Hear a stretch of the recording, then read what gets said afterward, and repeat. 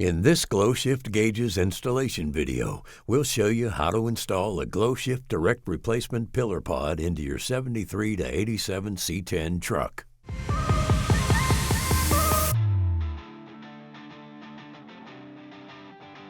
Start by removing the screws securing the factory pillar with a Phillips head screwdriver. Once the screws have been removed, remove the factory pillar.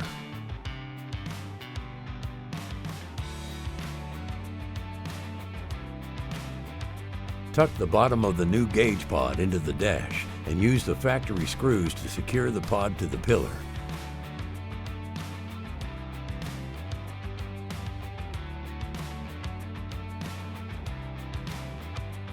Be sure that the top of the pod is under the factory trim before fully tightening the upper screws.